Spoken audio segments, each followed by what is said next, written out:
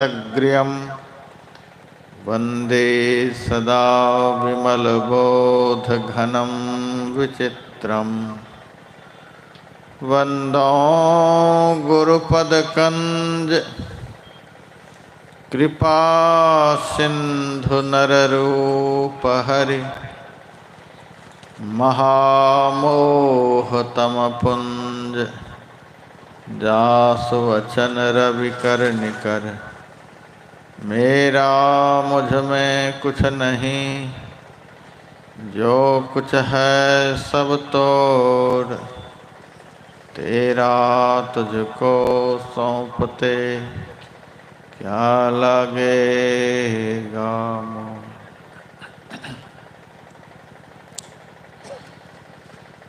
इस पवित्र मंच पर तीर्थों को भी पवित्र करने वाले साधु समाज मानव जीवन का सबसे महत्वपूर्ण कर्म करने हेतु पधारे हुए सत्संग प्रेमी सज्जन वृंद, माताओं तथा बहनों,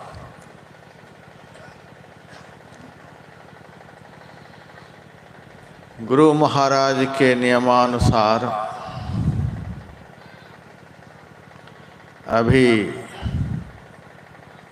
संत तुलसीदास जी महाराज द्वारा रचित श्री रामचरितमानस ग्रंथ का पाठ करके आप लोगों को सुनाया गया है। यह पाठ आप लोग प्रथम दिन से ही सुनते चले आ रहे हैं।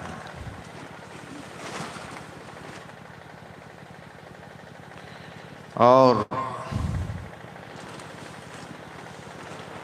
जितनी भी चौपाइयों का पाठ हुआ, मैं सब पर विचार नहीं कर रहा, सारी चौपाइयों की व्याख्या नहीं कर पा रहा। बस एक ही चौपाई पर प्रथम दिन से ही विचार चल रहा है। और यह चौपाई ऊपर से नीचे तक सभी सत्संगी भाई बहनों को याद हो जानी चाहिए, खूब बढ़िया से याद हो जानी चाहिए। और याद करके इस चौपाई के पीछे सभी सत्संगी भाई बहनों को कमर कसकर लग जाना चाहिए। सुनाने का अंत नहीं है और सुनने का भी अंत नहीं है।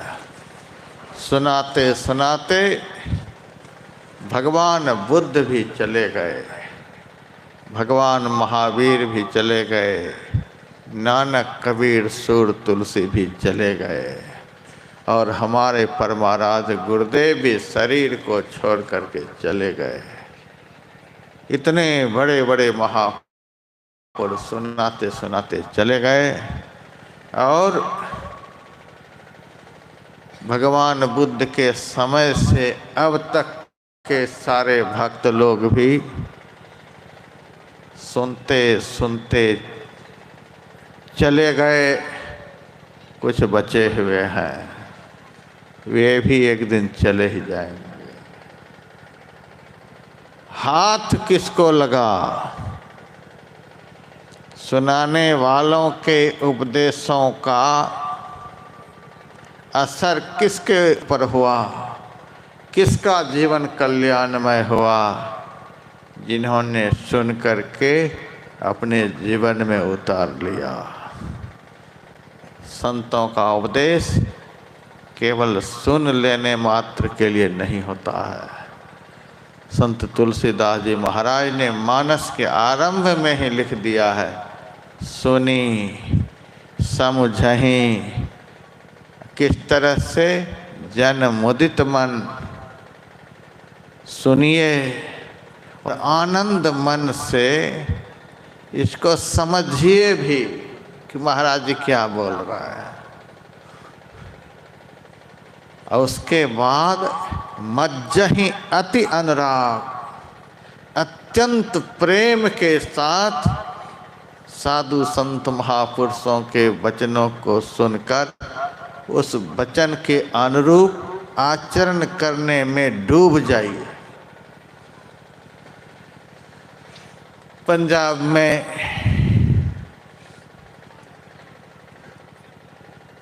बहुत सारे महापुरुष हुए,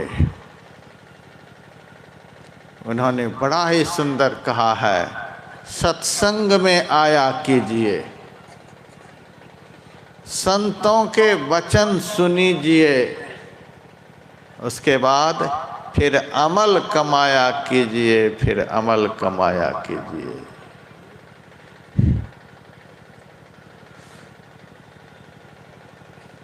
और महर्षि संत सेवी परमहंस जी महाराज भी कभी कभी कहते थे,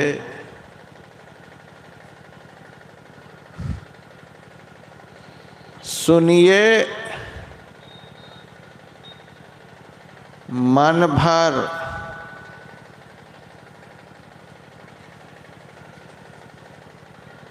और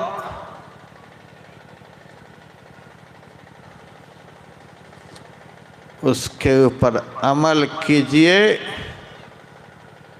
टन भर। सुनिए कन भर, विचारिए मन भर, और अमल कीजिए टन भर। और हमारे गुरुदेव ने भी साफ साफ कह दिया,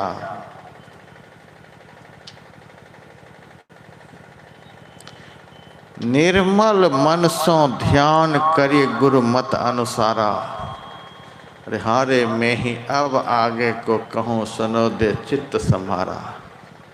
निर्मल मन सो ध्यान करिए, गुरु महाराज ने भी करने पर ही जोर दिया है। सुनते सुनते युग बीत जाएंगे, लेकिन जो सुने हैं उसका लाभ तब होगा जब करने में लग जाएंगे। अब करना है, जाना बहुत दूर है, समय बहुत थोड़ा है, काम बहुत कठिन है, जल्दी से कर लीजिए तो पार उतर जाइएगा।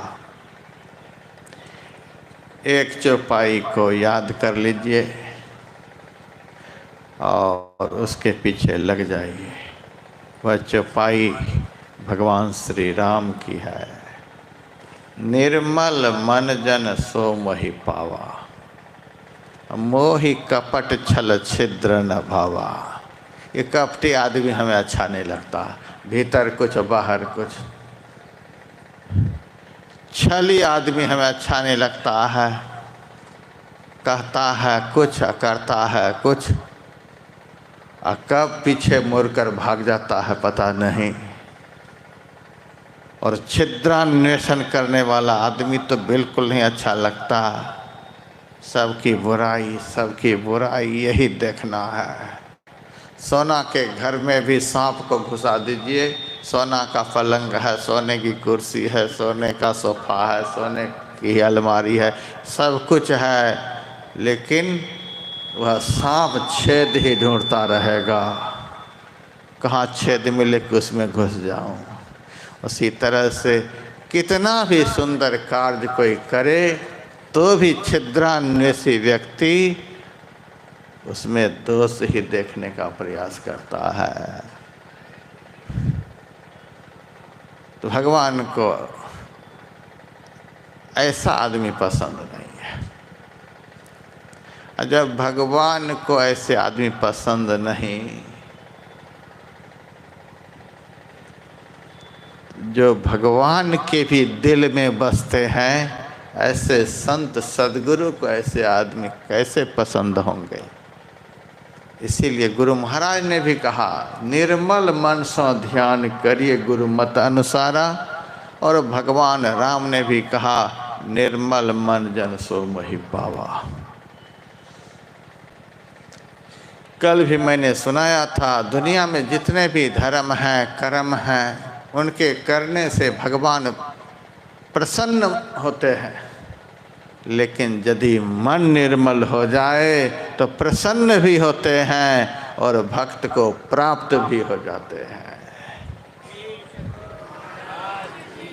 दुनिया भर के धर्म कर्म करिए, इससे गुरु महाराज बहुत प्रसन्न होंगे, लेकिन यदि मन को निर्मल बना लीजिए तो गुरु महाराज प्रसन्न भी होंगे और आपको प्राप्त भी हो जाएंगे। प्रसन्न होना सामान्य बात है और प्राप्त हो जाना यह बहुत महत्वपूर्ण बात है। हम लोगों को गुरु महाराज को प्रसन्न भी करना है और गुरु महाराज को प्राप्त भी करना है। कोई हलवाई हमसे प्रसन्न हो जाए, मिठाई की दुकान पर बड़े आदर के साथ बिठा ले, क्या इतने से ही काम बन जाएगा? प्रसन्न होकर के मिठाई की दुकान पर बिठा भी ले और बढ़िया बढ़िया रसगुल्ला मुंह में खिलाने भी लग जाए, तब ज़्यादा आनंद है। उसी तरह से गुरु महाराज प्रसन्न हो जाए और प्रसन्न हो करके अपना पावन स्वरूप का भक्त को दर्शन भी करा दे, यह कुछ और बात है। इसलिए अब तो चलते चलते यही मैं कहूँगा, निर्मल मन जन सो मोहि पावा। बहुत भक्त मेरे पास आते हैं, कहते हैं महाराज हमको दिल में कोई छल कपट नहीं, कोई छल कपट नहीं महाराज, हम कभी झूठ नहीं बोलते, किसी को धोखा नहीं देते, कभी कुछ करते नहीं, इधर उधर भी नहीं करते महाराज, और फिर भी ध्यान में मन नहीं लगता है। महात्मा की आंख में भी धूल झोंकने से कोई छोड़ते नहीं। महाराज हमारा दिल क्या कहें, भगवान ही जानते हैं कितना दूध से धोया हुआ है।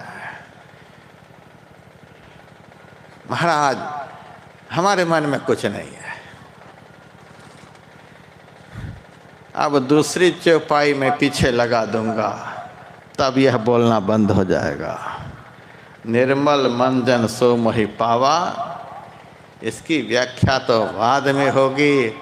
और जो लोग ये सब बोलते हैं मेरा मन दूध से धोया हो, महाराज हमारे मन में तो कुछ भी नहीं है, कुछ भी नहीं महाराज, एकदम साफ सुथरे दिल के हैं, जरा भी छल प्रपंच नहीं है महाराज, तो भी ध्यान में मन नहीं लगता है। क्यों नहीं लगता है? तो दूसरी चौपाई पीछे लगा रहा हूँ। भगवान श्री राम कहते हैं, पाप बंत कर सहज सुभाऊ, भजन मोर तेहि भावन काऊ। पापी मन का यह सहज स्वभाव है, वह सब काम में तो लग सकता लेकिन भजन में नहीं लग सकता। रामकृष्ण परमहंस देव कहते थे, धागे में छोटी सी भी गांठ पड़ जाए तो सुई के छेद में वह प्रवेश नहीं कर सकता है। उसी तरह से मन में रत्ती भर भी पाप रह जाए तो वह मन 10वां द्वार में प्रवेश नहीं कर सकता है।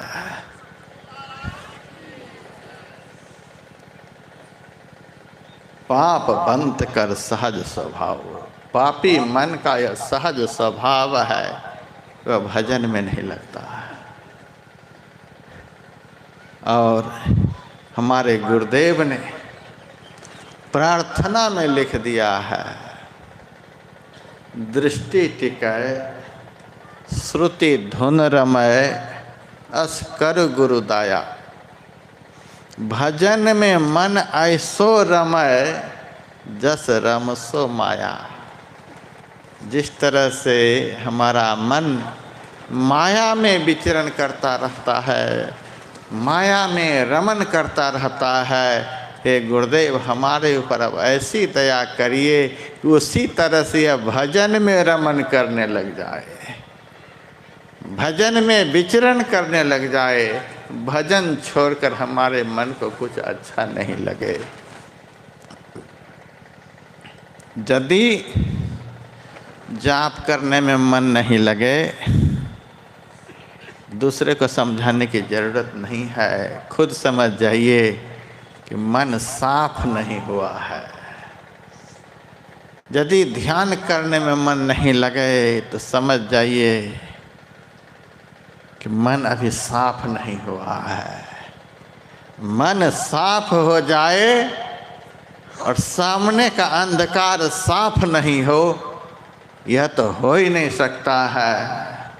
कल मैंने सुनाया था, कपड़ा जब साफ होता है तो कपड़ा चमकने लगता है, घर साफ होता है तो घर चमकने लग जाता है, थाली साफ होती है तो थाली चमकने लग जाती है, दांत साफ होता है तो मुंह चमकने लगता है। और यदि हमारा मन साफ हो जाए तो आत्मा चमकने लग जाती है। इसको साफ करना है। यदि मन भजन में नहीं लगे, जप में नहीं लगे, ध्यान में नहीं लगे, सत्संग में नहीं लगे, तो समझ जाइए कि मन साफ नहीं हुआ है। कभी कभी हम सत्संग में इनाम घोषित करते हैं, यहाँ भी घोषित कर देता हूँ, लेकिन अब इनाम देंगे कब? शाम में ही जा रहे हैं। पंजाब में इसी तरह से सत्संग में सुना रहा था। सत्संग सुनाते सुनाते मन में क्या आया, मैंने कह दिया। जितने सत्संगी भाई बहन यहाँ बैठे हुए हैं, आरती के बाद तो जरूर उठेंगे और घर के लिए रवाना होंगे।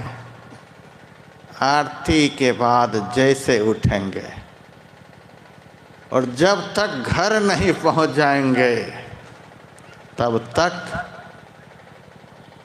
मन में हो, मन ही मन हो, श्वास श्वास में हो, होठों को हिलाते हुए हो, चाहे बोल बोल करके हो, गुरु महाराज के बताए हुए मंत्र को जपते जपते जाएंगे।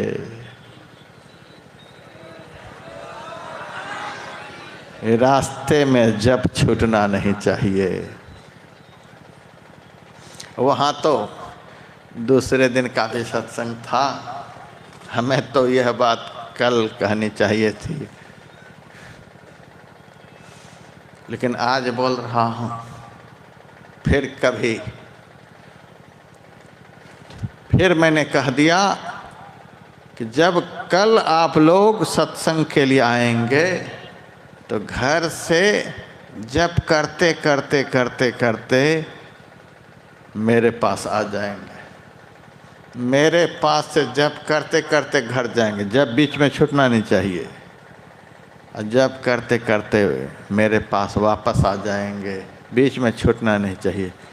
इस प्रकार से आते जाते जिसका जप नहीं छूटेगा, हम 101 रुपये इनाम उनको देंगे।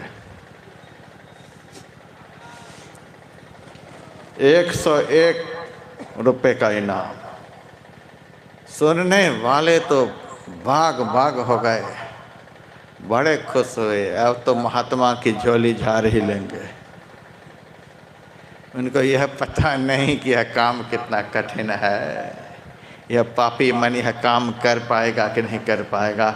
एक बार तो खुश हो ही गया। अच्छा महाराज, कल आपको दिखाएंगे। आरती के बाद सब निकल पड़े। मेरे भी मन में हुआ, यदि सब के सब आ गए तो क्या होगा, क्या होगा। लेकिन यह विश्वास था कि झोला मेरा झरेगा नहीं। यह विश्वास तो हर समय है। दीन दयाल भरोसे तेरे, सब परिवार चढ़ाया बेड़े। गुरु महाराज के ऊपर भरोसा है। आप मेरे झोले को सर्च कर लीजिएगा, पैसे नहीं के बराबर मिलेंगे। मैं रखता ही नहीं। लोग मेरे से अकाउंट मांगते हैं, अकाउंट नंबर दीजिए। इस साधु होकर के हम मैनेजर का मुंह देखने के लिए जाएं? जो जीवन मिला है गुरु महाराज का मुंह देखने के लिए, उस जीवन में हम बैंक मैनेजर का मुंह देखने के लिए जाएं? ऐसा नहीं। जो जीवन मिला है भजन की पूंजी इकट्ठी करके भवसागर से पार होने के लिए, क्या उस जीवन में हम कंकर पत्थर जमा करते रहें? इसीलिए झोला मेरा बिल्कुल हल्का रहता है। इस बार मैं कुप्पा घाट गया था। कितना तारीख है? 11 तारीख को कुप्पा घाट गया और मेरे दिल में आया, जब गुरु महाराज का निवास टूट ही गया है तब तो जैसे तैसे बन ही जाना चाहिए। विवाद करने से कोई लाभ नहीं है। और बड़ा ही भव्य रूप बना है, अब पूरा हो जाना चाहिए, यह हमारी शुभकामना है। वह आधा अधूरा नहीं रहे। जिनकी कृपा से दुनिया के भक्तों का भवन बनता है, आज हमारे गुरुदेव का भवन आधा अधूरा कौन शिष्य को अच्छा लगेगा? पूरा हो जाए। और मेरे पास में 1,01,000 रुपये थे। 50 नोट 2-2 हज़ार वाले और 2 नोट 500-500 वाले। अब बिल्कुल तरो ताज़ा नोट निकाल करके परम पूज्य हरिनंदन बाबा के हाथ में, बाबा हम यह नहीं चाहते कि दुनिया के लोग देखे कि व्यासानंद ने, हम तो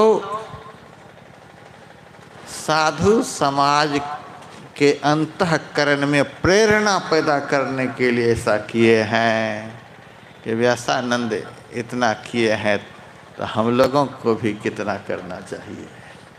हमारे सत्संगी भाई बहन तो चंदा देते देते हालत खराब है इनकी। आए दिन रसीद, आए दिन रसीद, आए दिन रसीद। अब तो हमारे सत्संगी भाई बहन दूसरे मत में जाने के लिए तैयार हैं कि बाबा इस मत में नहीं रहेंगे, चंदा देते देते हालत खराब है। सत्संगी भाई बहनों के झोले झड़ गए और हम महात्माओं के झोले भर गए। अब यदि चंदा देने की बात आए तो महात्मा के पास ही रसीद लेकर के जाएं। और महात्मा से, इनको लड़की की शादी करनी है, बेटा को पढ़ाना है, घर मकान बनाना है। महात्मा का वैभव तो समाज के लिए होता है, जो आए समाज में लग जाए। इसीलिए बाबा हम चाहते हैं कि व्यासानंद ने इतना किया है तो सैकड़ों साधु संत मत में प्रचार करते हैं। यदि 2-2, 3-3 लाख लगा देंगे तो केवल साधु के पैसे से साधु के सरतार जो हमारे सदगुरु हैं उनके भवन बनकर तैयार हो जाएंगे। तो वहाँ के 2-4 साधु सत्संगी बोले, बाबा आपका नोट तो बड़ा तरोताजा है,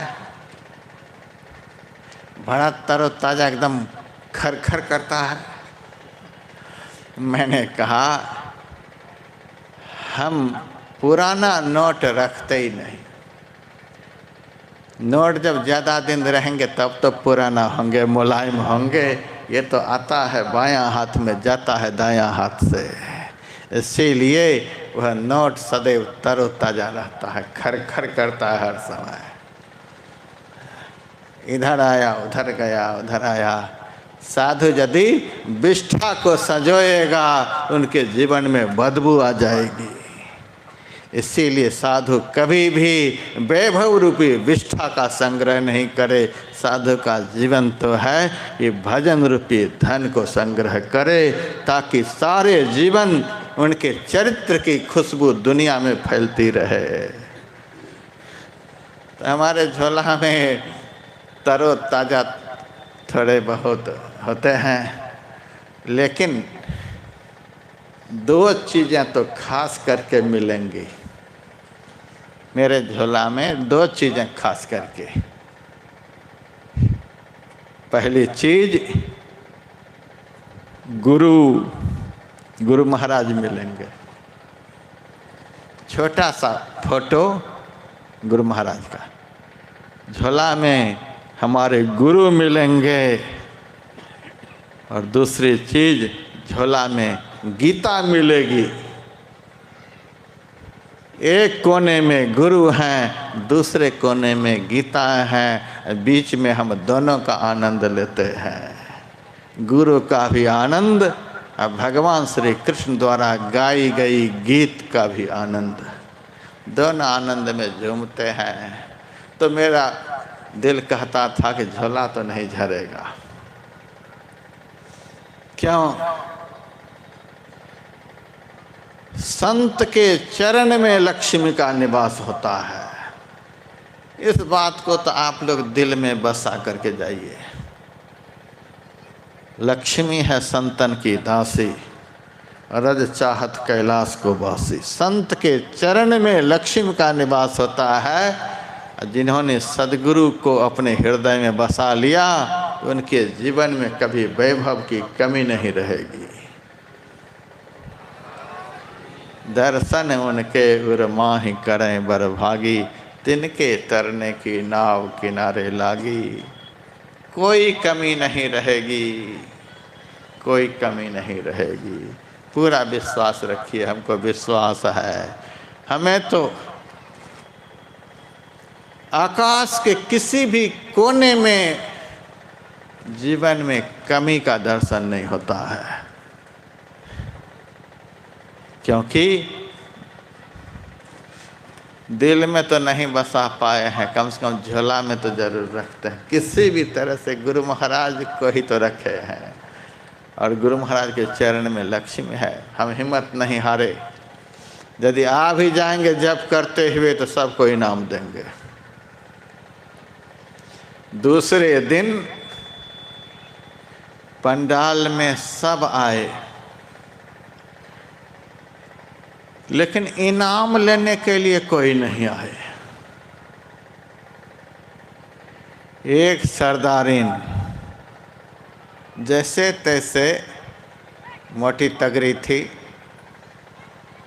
पीछे से मेरे पास आई और हाथ जोड़कर कहती है, महाराज जी आपने कहा था कि जप करते करते घर जाना, और जप करते करते घर से मेरे पास आना तो 101 रुपये का इनाम। आपने जैसा कहा वैसा हमने किया। मैं बड़ा खुश हुआ। झूठ नहीं बोल रही थी। यदि झूठ बोलकर कोई इनाम लेगा तो इनाम देने वाले के पास थर्मामीटर भी होता है। ये कोई कह दे कि महाराज हाँ आपने कहा था आ गए, तो तुरंत थर्मामीटर लगाएंगे। सच बोल रहे हैं कि झूठ? थर्मामीटर मैंने लगा दिया, बिल्कुल सही जप करके आई थी। और मेरे झोले में जितना जो कुछ था सब उस माई के सामने निकाल करके देने लग गया। वह माई तो पीछे हट गई। महाराज महाराज ऐसा नहीं कर। मैंने कहा था इनाम दूंगा तो दूंगा। तब माई कहती आपने तो कहा था 101 के लिए, लेकिन आप तो पूरा झोला ही झाड़ रहे हो। मैंने कहा तुम्हारी मंत्र निष्ठा को देख करके मेरा दिल भर गया। इसीलिए भर गया कि मेरी बातों को सुनने वाले तो हजारों थे, लेकिन मेरी बातों पर काम करने वाले 1000 में से एक निकले। नर सहस्र मह सुनहु पुरारी, कौ एक होय धर्म व्रतधारी। कोटिन माहि बचे कोई बिरला, कबीरा बचे गुरु ज्ञान से। करोड़ों में ऐसे भक्त होते हैं जो सुन करके करके दिखलाते हैं। मेरा दिल पिघल गया कि करने वाले एक, इसीलिए सबके लिए जो इनाम झोला में रखा था वो सारा इनाम तुम्हारे झोले में अब जाएंगे। वह हाथ जोड़ करके कहती है, यही है थर्मामीटर। यदि साधु से मंत्र के बदले पैसे कोई ले ले तो समझ लेना वो झूठ बोल करके ले रहे हैं। साधु से तो आशीर्वाद लिया जाता है, पैसे का इनाम नहीं लिया जाता है। यही तो थर्मामीटर है। उनके आशीर्वाद में ही सब कुछ है। लेकिन हम सत्संगी भाई बहन को क्या समझाएं? हम तो आधे पागल हो जाते हैं बिहार आकर के। क्या समझाएं?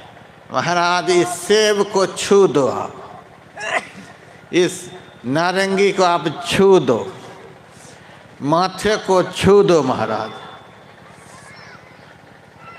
आप हमारे घर पर एक बार चरण रख दो। हम कितना भी कहते हैं, जिनके चरण रखने से, जिनका चरण घर पहुंचने से आपको कुछ मिल जाएगा, जिसके चरण में यह ताकत है कि जहाँ पहुँचेगा वहाँ पहुँचकर कुछ दे देगा, तो उस चरण में यह भी ताकत है। वह नहीं भी कहीं जाएगा तो भी वाणी मात्र से आपका कल्याण कर देगा। अब काहे महात्मा के सिर खाते हैं? जो जाकर कुछ कर सकते हैं वो बैठे बैठे भी कुछ कर सकते हैं, और जो बैठे बैठे कुछ नहीं कर सकते वो जाकर के भी नहीं कुछ कर पाएंगे। जो संतरा को छू करके आपका कुछ कर सकते हैं, वे संतरा को देख करके भी कुछ कर सकते हैं। जो केले दे करके आपको कुछ कर सकते हैं, वो बिना कुछ दिए भी मुंह से बोल करके कर सकते हैं। और जो मुंह से बोल करके कुछ कर सकते हैं, वो बिना बोले भी कुछ सब कुछ कर सकते हैं। अब काहे परेशान होते हैं? आप तो अपने आचार विचार व्यवहार से साधु को प्रसन्न कर लीजिए। साधु के प्रसन्न होते ही आप मालो माल हो जाएंगे। यदि वह साधु होगा तो अपनी शुभकामना मात्र से ही आपको मालो माल कर देगा। जो गुरु रूठे होय तो तुरंत मनाइए, होइए दीन अधीन चूक बख्साइए। जो गुरु होए दयाल दया दिल हेरी है, कोटि कर्म कट जाए पलक छिन फेरी है।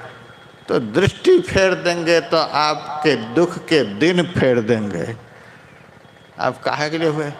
संतरा छुआ रहे हैं, सेब में हाथ लगवा रहे हैं, माथे पर हाथ रखवा रहे हैं। बिना रखे ही सब कुछ हो जाएगा। आप श्रद्धा रखिए, आप प्रेम रखिए, आप विश्वास रखिए। हमको तो गुरु महाराज पर इस बात का विश्वास है। वह माई कहने लगी, महाराज आप देना ही चाहते हो तो सुनो।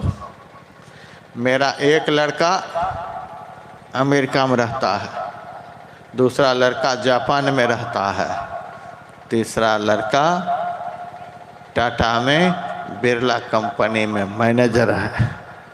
पैसे की कोई कमी नहीं महाराज, मैं नोटों पर सो सकती हूँ, इतने पैसे हैं। यदि आप देना ही चाहते हो तो यह दो। अभी तो आपके कहने से हम मंत्र जपते जपते घर गए, जपते जपते घर से यहाँ आए। आप हमें यह दो कि बिना आपके कहे ही जब तक इस शरीर में प्राण रहे, बिना आपके कहे ही मेरा मन आपके बताए हुए मंत्र को कभी छोड़े नहीं। आपका बताया हुआ मंत्र मेरा मन कभी भी जीवन में छोड़े नहीं। यदि आपका मन जप को कभी भी नहीं छोड़ेगा, यह भी विश्वास कर लीजिए कि दुनिया का कोई भी पाप आपके मन को कभी भी नहीं पकड़ेगा। आपका मन जप को नहीं छोड़ेगा तो कोई भी पाप आपके मन को नहीं पकड़ेगा। गुरु महाराज का वचन है, धर गर मस्तक सीध साध आसन आसीना, बैठ के चख मुख मौन इष्ट मानस जप ध्याना। गुरु के बताए मंत्र का कोई जप करे, गुरु के बताए रूप का कोई ध्यान करे, इतने से ही उसका मन निर्मल हो जाएगा। दुनिया का कोई भी जल मन के अंदर के पाप को धो नहीं सकता है। दुनिया का कोई भी आग मन के अंदर के पाप को भस्म नहीं कर सकता है। गुरु का जो दिया हुआ मंत्र है वह महाप्रलय काल की आग है, और गुरु का दिया हुआ जो मंत्र है गंगा से भी ज़्यादा निर्मल जल है। जैसे जल शरीर के मल को, तन के मल को धो करके बहा देता है, वैसे सद्गुरु का मंत्र रूपी जल भक्त के मन के मैल को धो करके बहा देता है। जैसे आग की छोटी चिंगारी लकड़ी के पहाड़ को भी भस्म कर देती है, वैसे ही सद्गुरु का दिया हुआ मंत्र रूपी पावक शिष्य के अंदर के समस्त पाप को राख कर देने में समर्थ होता है। निर्मल मन सो ध्यान करे गुरु मत अनुसारा। आप लोग भी थोड़ा सा इस पर अमल कीजिएगा। जब करते करते यहाँ से जाइएगा, घर तक जाइएगा, और कल तो मेरे पास नहीं आ पाइएगा। यदि परिहारी चलना चाहें तो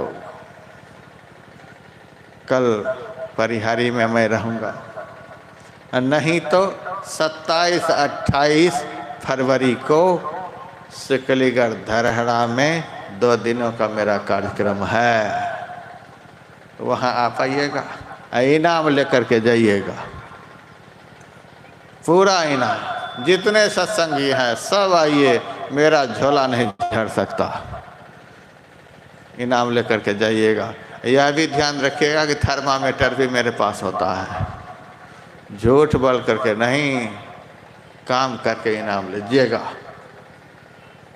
आपको पता चल जाएगा यह मन कैसा है। पाप बंद कर सहज स्वभाव, भजन मोर ते भावन काऊ।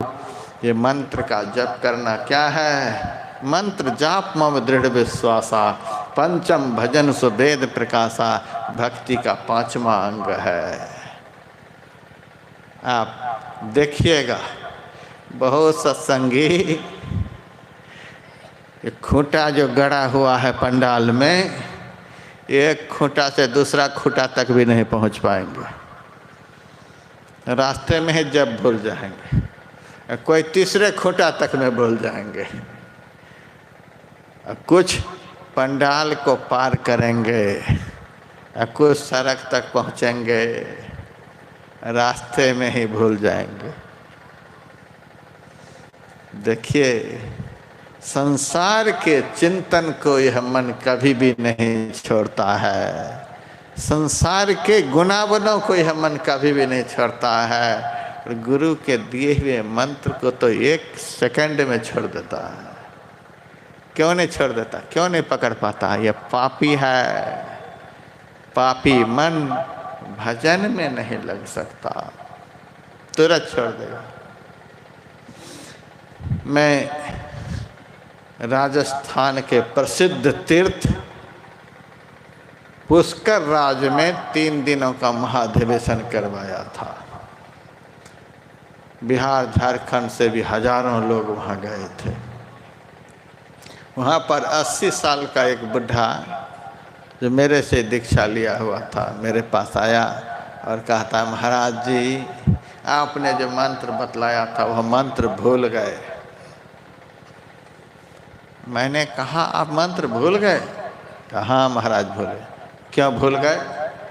कितना अक्षर का मंत्र बताया था? महाराज अक्षर भी याद नहीं है। कितना बड़ा अक्षर, वह भी नहीं याद है।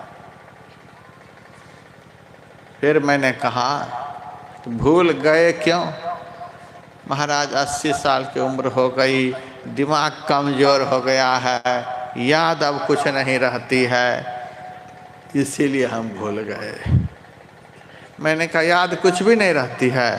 तो महाराज अब याद नहीं रहती है। थोड़ी देर शांत होकर के मैंने उनसे कहा, अच्छा एक बात बताइए, आपके लड़के कितने हैं? मैं विषय बदल दिया। लड़के कितने हैं? तो लड़के तो 4 हैं। लड़कियां कितनी हैं? 3 हैं। दोनों मिलाकर कितने हुए? तो 7 हो गए। मैंने कहा, 7 याद है और 2 अक्षर याद नहीं है। आप कहते हैं स्मरण शक्ति मेरा कमजोर हो गया। स्मरण शक्ति कमजोर होता तो 7 को आप भूलते, 2 अक्षर को भूल गए। गुरु शब्द में कितना अक्षर है? 2 ही अक्षर तो है। मंत्र तो 2 ही अक्षर का है। एक तो शुरू में जोड़ते हैं संबोधन का चिन्ह, किसी को बुलाने के लिए संबोधन का चिन्ह जोड़ा जाता है। मंत्र जप का अर्थ होता है इष्ट का आवाहन करना, इष्ट को बुलाना। बुलाने के लिए संबोधन शब्द का प्रयोग होता है। लेकिन मंत्र यही है, मंत्र राज इदं देवी गुरु ऋत्यक्षरद्वयम्। 2 अक्षर का गुरु मंत्र सभी मंत्रों का राजा है। हम तो दीक्षा के समय कह देते हैं, जो 2 अक्षर के मंत्र को जपते रहेंगे उनको भूत प्रेत की हवा कभी नहीं लगेगी। जो 2 अक्षर के मंत्र को जपते रहेंगे उनके पर किसी की जादू टोना का असर नहीं होगा। ये बहुत सत्संगी ये बाह में जंतर पहने रहते हैं, तो गला में जंतर पहने रहते हैं, कमर में जंतर पहने रहते हैं, चले बने तो पूरे शरीर में जंतर पहने रहते हैं। हाथ में राहु ग्रह की अंगूठी, केतु ग्रह की अंगूठी, कितने ग्रह, सारी दुनिया के ग्रह उसी के ऊपर सवार हो गया है। मंत्र पर भरोसा नहीं। हम तो दीक्षा के समय बता देते हैं कि जो 2 अक्षर के मंत्र का जप करेंगे उसके ऊपर किसी की जादू टोना का असर नहीं होगा और 9 ग्रहों में से कोई भी ग्रह कभी भी उसे परेशान नहीं करेगा। और सबसे बड़ा ग्रह तो पाप है जो किसी को नहीं छोड़ता है। पाप रूपी ग्रह भी उसको कभी परेशान नहीं करेगा। मंत्र जब छूट जाएगा फिर तो सब परेशान करेगा। मेरे पास एक ज्योतिषी आया, महाराज महाराज आप अपना हाथ दिखाओ। मैंने कहा मेरे हाथ में क्या देखोगे? महाराज आपका हाथ देखना चाहता हूँ। तो मैंने हाथ ऐसे दिखा दिया, देख हाथ। ऐसे नहीं महाराज, हम आपके हाथ में ग्रह वगैरह देखेंगे। मैंने साफ साफ कह दिया, तू मेरे सामने से चला जा, मेरा सब ग्रह उतर जाएगा। ये जितने ज्योतिषी जितने पंडित सब होते हैं वही समाज के ग्रह होते हैं। उनके पास जो जाएंगे तो कोई न कोई ग्रह बता ही देंगे। वो चला जाए सामने से, समझो ग्रह उतर जाएगा। मैंने कहा तुम्हारे हाथ में दुनिया भर के ग्रहों की अंगूठी और दुनिया भर के लोगों को अंगूठी पहनाने के लिए ग्रह के पत्थर को झोला में भरे रहते हो, तो भी तुम्हारा हाय हाय खत्म नहीं होता है। तो लोभ रूपी ग्रह तो तुम्हारे झोला में घुसा हुआ है। पहले तो तू अपने झोला को साफ कर और फिर मेरे ग्रह को उतारने के लिए आना। ज्योतिष शास्त्र कहता है जो गुरु की उपासना करता है, जो गुरु मंत्र का जप करता है, दुनिया का कोई भी ग्रह उसका कुछ भी नहीं कर सकता। गुरु महाराज ने तो पदावली में लिख दिया है, गुरु पद को बड़ प्रताप, भक्तन को हरत ताप, अति कराल काल काप, अस प्रभाव न्यारे। गुरु गुरु अति सुखद जाप, जापक जन हरत ताप, गुरु ही सुख रूप आप, अमित गुणन धारे। गुरु गुरु सब जाप भूप, अनुपम सत शांति रूप, उपमा में अति अनूप, दायक फल चारे। गुरु गुरु जप गुरु दयाल, गुरु दयाल गुरु दयाल, निस्दिन गुरु गुरु दयाल, में ही उर धारे। मैंने उस आदमी से कहा 7 याद है, 2 को भूल गए। अच्छा एक बात और बताओ, जब 80 साल के हो गए हो तो नाती पोते भी तो हुए होंगे? हाँ महाराज। नाती पोते कितने हैं? तो 17 हैं।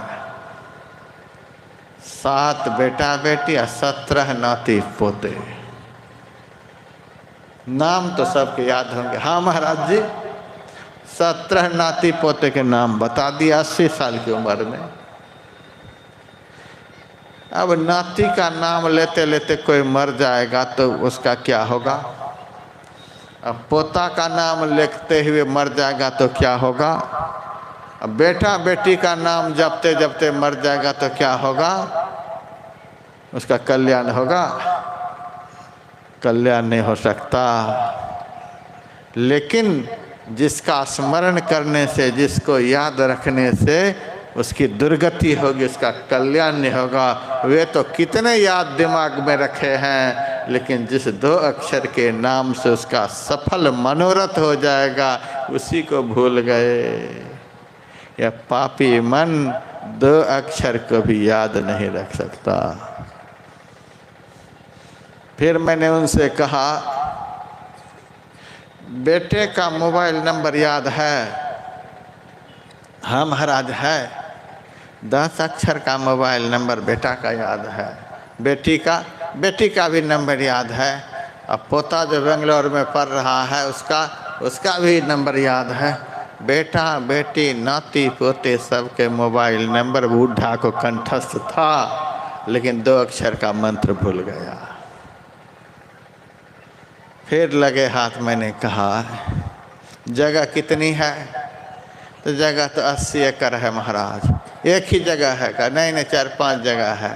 अच्छा उसका खाता खसरा नंबर याद है? हाँ महाराज याद है। चौहद्दी पूरब कौन है, पश्चिम कौन है, उत्तर दक्षिण कौन है, सारे जमीन की चौहद्दी भी बुढ़ा को याद है। 2 अक्षर का मंत्र भूल गया। फिर मैंने उनसे लगे हाथ पूछा बूढ़ा आप बताओ एटीएम का नंबर याद है? बुढ़ा बड़ा चालाक था। वह कहता है याद तो है, लेकिन सबके बीच में कैसे बताऊंगा? यदि सुन लेगा तो कहीं निकाल न ले, यह भी पता है। आदमी कूड़ा कबाड़ा को कितना दिमाग में घुसा रखा है, और जिस 2 अक्षर को दिमाग में कोई घुसा ले तो जन्म जन्म का कूड़ा जल करके राख हो जाए। ये 2 अक्षर का मंत्र स्मरण नहीं कर सकता। क्या बात है, यही भगवान की बात है। पाप बंद कर सहज स्वभाव, भजन मोर ते भावन का। पापी मन का यह सहज स्वभाव है, उसको भजन अच्छा नहीं लगता है। 1 घंटा तक होटल में खाते रहता है, 1 घंटा तक गप देते रहता है, खाते रहता है, रात रात भर सोते रहता है, दिन दिन भर टीवी मोबाइल देखते रहता है, दफ्तर में दिन दिन भर बैठे रहता है, रात रात भर ट्रेन चलाते रहता है, गाड़ी चलाते रहता है, संसार का प्रपंच 24 घंटे करते रहता है। मन कभी थकता नहीं है। लेकिन आप लोग देखिए, 2-3 घंटे का सत्संग एक सत्र में होता है, इतनी देर में देह की क्या हालत है। ऊपर नीचे बाएं दाएं हिल डोल, लगता है पानी में नाव चल रही है, ये हालत है। अब कुछ तो नहीं संभाल पाते हैं तो किनारे लग जाते हैं, इधर उधर चलने की तैयारी में लग जाते हैं। हम तो कभी कभी कह देते हैं, जिस धान के अंदर चावल होता है, कितनी भी हवा चले, दाना वाला जो धान होता है वह उड़ता नहीं है। जिस धान में जान है वह उड़ता नहीं है। खखड़ी जो होती है, थोड़ी सी हवा लगी कि उड़ने लगी। तो जो भजन करने वाले सत्संगी हैं वो तो जानदार सत्संगी हैं, आरती तक बैठे रहते हैं। अब बाकी जो खखरी हैं, आरती से पहले हिलडुल करने वाले, उड़ने वाले, उसको तो मैं संत मत का खखरी कहता हूँ। वो खखरी हैं। खखरी को लोग घर में नहीं रखते, भट्ठा में हो चाहे कंसार में हो, आग में झोंके जाते हैं। उसी तरह से ध्यान में, सत्संग में जिसका मन नहीं लगेगा, उसको नरक के आग में जमदूत झोंकेंगे। इसीलिए जैसे तैसे जानदार धान बन करके इस पंडाल में बैठे रहो। आपके मन की सफाई यहाँ होगी। ये सत्संग एक सरोवर है, सत्संग रूपी सरोवर में जो आ गए उसके मन की सफाई यहाँ होगी। आप लोगों के मन की सफाई यहाँ हो रही है। और सत्संग से मन की सफाई होते होते भी यदि सफाई होने के लिए बच जाए, सत्संग से उठने के बाद यदि जप चालू नहीं हो जाए, सत्संग से घर जाने के बाद भी यदि ध्यान में मन नहीं लगे, तो समझिए कि पूरी सफाई नहीं हो सकी। इसीलिए नहीं हो सकी कि पूरे मन से सत्संग में नहीं बैठे रहे। संत तुलसी साहब की वाणी है, सत्संग करना मन तोर, शरण संतन की, अंतर अभिलाषा लगी रहे चरणन की। सत्संग तो करना, लेकिन संसार से मन को तोड़ करके सत्संग करना, और सत्संग करके दिल में यह लक्ष्य बना लेना कि अंतर अभिलाषा लगी रहे चरणन की। गुरु महाराज, हम सत्संग इसीलिए कर रहे हैं, इसके करने से मन की धुलाई हो जाएगी और मन को धो करके आपके ध्यान में हम लगेंगे। घर के धंधों में नहीं लगेंगे, ध्यान में लगेंगे। सत्संग का तो यही लक्ष्य होना चाहिए। तो सत्संग रूपी जल से यदि मन का मल पूर्ण रूपे नहीं धुले, तो केवल जल से ही गंदा कपड़ा साफ नहीं हो जाता, फिर सर्फ या साबुन का भी प्रयोग करना पड़ता है। यह सत्संग तो सरोवर है, जल है। गुरु महाराज का बताया हुआ जो मंत्र का जप है, रूप का ध्यान है, इसको आप साबुन समझ लीजिए। जल भी हो, सर्फ साबुन भी हो, तो भी कपड़ा साफ नहीं हो सकता। कपड़ा जितना गंदा होता है उसको साफ होने में उतना समय भी लगता है। तो हमारा कपड़ा कितना गंदा है और कितने दिनों से गंदा है। जब से दुनिया बनी है तब से हम हैं। कलयुग की आयु 4,32,000 वर्ष, द्वापर युग की आयु 8,64,000 वर्ष, त्रेता युग की आयु 12,96,000 वर्ष, सतयुग की आयु 17,28,000 वर्ष। ऐसे सतयुग हम लोगों के सामने 28 बार बीत चुके हैं। ऐसी आयु वाले त्रेता युग हम लोगों के सामने 28 बार बीत चुके हैं।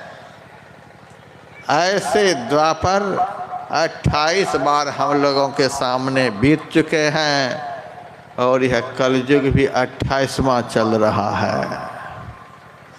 समझिए कितने युग बीत गए। कल्याण में निकला हुआ था कि सृष्टि का होना 2 अरब वर्ष बीत रहे हैं। 2 अरब वर्ष से तन और मन को धारण करते हुए हम संसार रूपी काजल की कोठरी में चले आ रहे हैं। ये संसार क्या है? काजल की कोठरी। इस काजल की कोठरी में बहुत असावधान होकर के 2 अरब वर्ष से चले आ रहे हैं।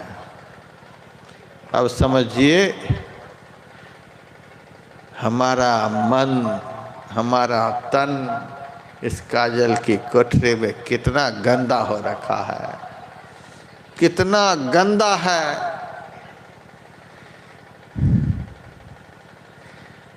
इसको हम चाहते हैं 5 मिनट में साफ कर देने के लिए। गंदा होने में इतना समय लगा है तो साफ होने में भी तो कुछ समय लगेगा ही। आप गंदा करने में तो इतने समय लगाए, साफ करने में समय नहीं लगाना चाहते हैं। ये चाहते बहुत फटाफट हो जाए। 10 मिनट ध्यान में बैठे नहीं, महाराज कहाँ कुछ दिखा। 5 मिनट जाप किए नहीं, वो भी लगातार नहीं, कहाँ कुछ हुआ।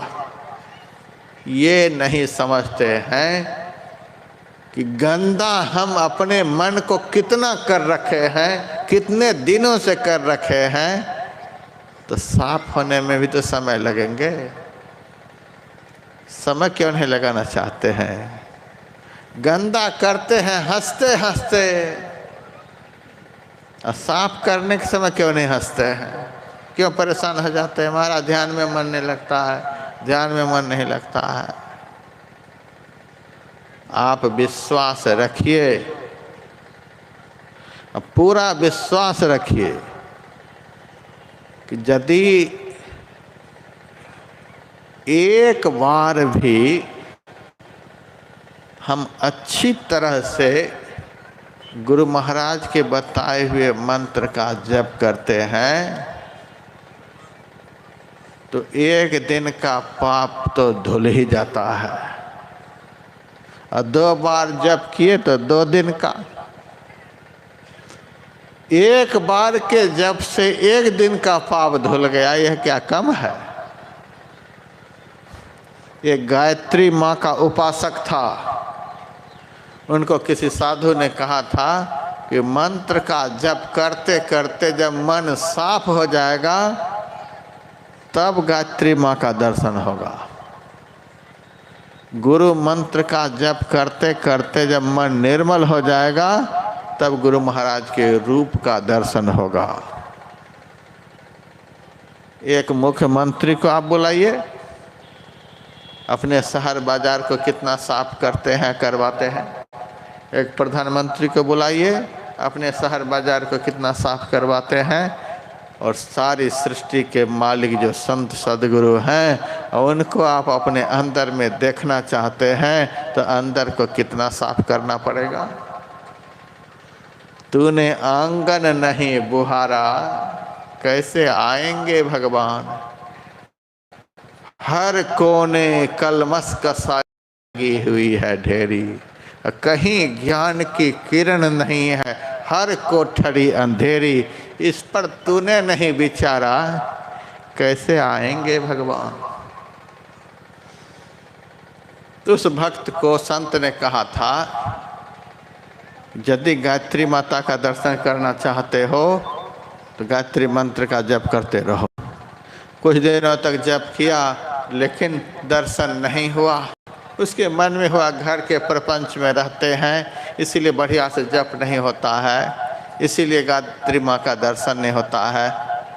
क्यों न जंगल जा कर के जप करूं। वह जंगल चला गया। अब 12 साल तक लगातार गायत्री मंत्र का जप किया तो भी दर्शन नहीं हुआ। वह छटपटा करके उठा। ये महात्मा लोग ऐसे दुनिया को पागल बनाए फिरते हैं कि मंत्र का जप करो तो मंत्र के देवता प्रकट हो जाएंगे। हम तो 12 साल तक मंत्र का जप किए फिर भी गायत्री ने दर्शन नहीं दिया।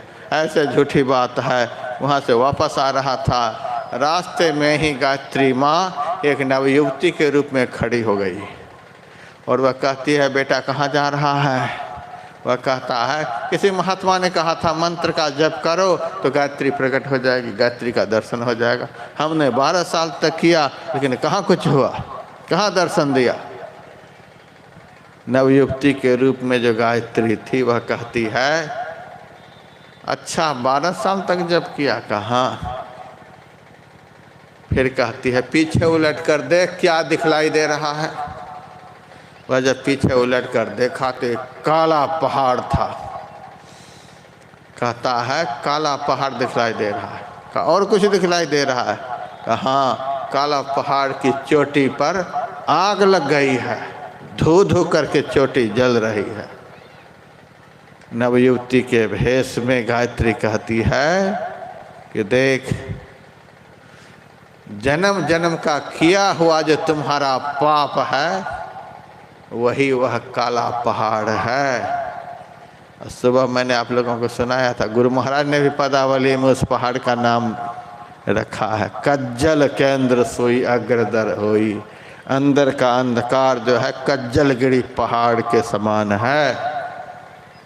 पाप तो हमने इतना किया है कि पहाड़ खड़ा कर दिया है। और जाप कितना किया है, उस पहाड़ के बराबर जाप किया है? नहीं नहीं। कहा फिर भी 12 साल जो तूने जप किया उसके प्रभाव से पहाड़ की चोटी में आग लग गई है, जा और 12 साल जप कर। फिर 12 साल जप किया, दर्शन नहीं हुआ, वह वापस हो गया। फिर गायत्री माँ नवयुवती के रूप में प्रकट हो गई। अब कहाँ जा रहा?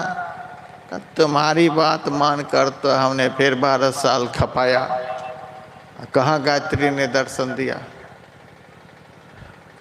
माता कहती है अब पीछे उलट कर देख क्या है। कहा अब एक चट्टान दिखलाई दे रहा है और चारों तरफ से आग की लपट धू धू करके उस चट्टान को स्वाहा करने में लगी हुई है। गायत्री माता कहते बेटा जाप के प्रभाव से पाप रूपी काला पहाड़ भस्म होकर के एक चट्टान के बराबर रह गया है और अब बड़ी तेजी के साथ जप रूपी आग उस चट्टान को स्वाहा करने में लगा हुआ है।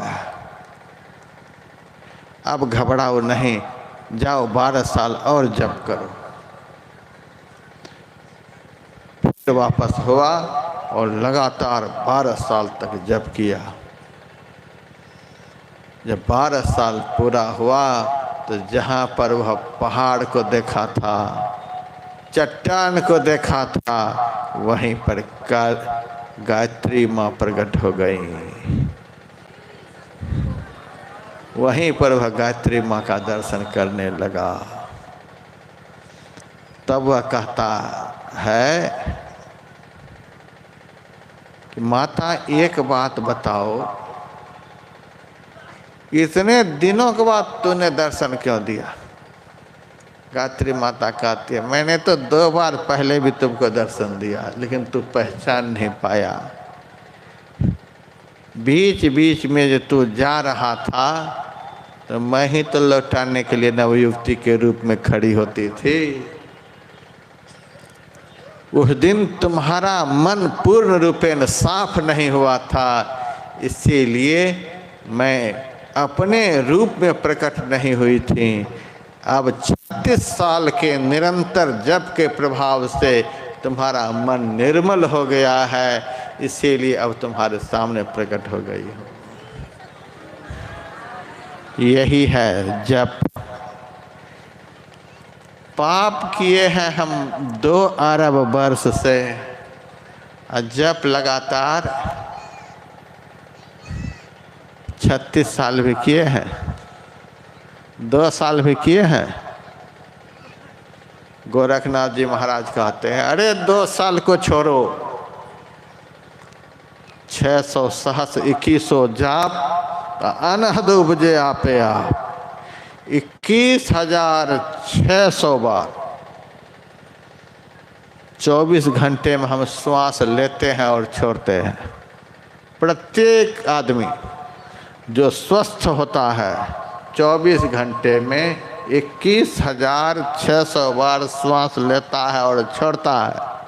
गोरखनाथ जी महाराज कहते हैं, जो प्रत्येक श्वास में मंत्र का जप कर लेगा तो उनको फिर जीवन में जप नहीं करना पड़ेगा, स्वतः जप उसके अंदर होने लगेगा। अनहद उपजे आपे आप। जो अपनी तरफ से मंत्र का अभ्यास किया जाता है उसको वर्णात्मक नाम कहते हैं। जिसको अपने प्रयास से मन इंद्रियों के सहयोग से जब अपने आप अंदर में सुनाई देता है उसको ध्वन्यात्मक नाद कहा जाता है। आप 24 घंटे 1 सेकंड के लिए भी मंत्र को नहीं भूलिए। गोरखनाथ का वचन है, हम नहीं कहते 2 अरब वर्ष पाप किए हो तो 2 अरब वर्ष तो जाप करो। अब उतना समय कहाँ है? हम नहीं कहते हैं कि 2 अरब वर्ष तूने पाप किया है तो 1 अरब वर्ष ही जाप करो, 1 लाख वर्ष ही जाप करो, 1 वर्ष ही जाप करो, 1 महीना ही जाप करो। यह भी तो हम नहीं कह रहे हैं। हम तो बस इतना ही कहते हैं 600 सहस्र 2100 जाप 24 घंटे जाप नहीं छूटे, मात्र 24 घंटे। इतना ही कोई करके दिखला दीजिए। पंडाल में बहुत सत्संगी भाई बहन बैठे हैं, इतना ही करके कोई दिखला दीजिए। 24 घंटे लगातार मंत्र का जप चले, अनहद उपजे आपे आप, अनहद का बाजा बजने लग जाएगा। लेकिन 24 घंटे तक लगातार मंत्र का जप करने के लिए बहुत प्रयास करना पड़ता है। आप लोग सिनेमा देखते हैं, नाटक देखते हैं तो नाटक में जो नाचने वाले होते हैं, बोलने वाले होते हैं, खेलने वाले होते हैं, वो एक ही दिन में थोड़े खड़े हो जाते हैं। बहुत रिहल सहल करना पड़ता है, महीनों से रिहल सहल करना पड़ता है। जो रावण बनता है तो रावण की तरह बोलने के लिए, रावण की तरह चलने के लिए महीनों से अभ्यास करता है। तब एक रात जब रावण का रोल अदा करता है तो रावण की तरह बोल करके दिखलाता है। रावण की तरह बोलने के लिए महीनों रिहल सहल करना पड़ता है। बिना अभ्यास के तो रावण की बोली भी बढ़िया से कोई नहीं बोल सकता। तो बिना अभ्यास किए गुरु की बोली को कौन बोल लेगा। बहुत अभ्यास, अभ्यासी गुरु से भी हंसा, मुक्ति डगर चली जाई। अभ्यास चाहिए, बहुत रिहल सहल चाहिए। कुछ दिनों तक मन और मंत्र अलग अलग चलेगा। बढ़िया से सुनिए आप लोग, बहुत दिनों तक मन और मंत्र अलग अलग चलेगा। मंत्र कहीं और मन कहीं। बारंबार मन को मंत्र में लगाना पड़ेगा। मन इधर उधर जाएगा, लगाना पड़ेगा, जाएगा, लगाना पड़ेगा। बहुत दिनों तक मन और मंत्र अलग अलग चलता है। इसको इकट्ठा करने में समय लगता है। बहुत मेहनत करके मन को मंत्र से जोड़ा जाता है, तब कुछ देर तक जुड़ करके रहता है। मन मंत्र के साथ जुड़ करके रहता है। गुरु महाराज की वाणी में है, 2 मिनट भी कोई ऐसा जप कर ले कि जप हो और आप हो, मैं कहूँगा आप बहुत कुछ करते हैं। 2 मिनट आप मन को मंत्र के साथ जोड़िए। इसको मंत्र योग कहते हैं, इसी को मानस योग भी कहते हैं। मन को मंत्र के साथ जोड़िए, मन भागे मंत्र में लगाइए, मन भागे मंत्र में लगाइए, बारंबार लगाइए। लेकिन यह भी ध्यान रखिए कि रजोगुणी मन से जप करेंगे तो आप मन को मंत्र में नहीं लगा पाएंगे, यह भागता ही रह जाएगा।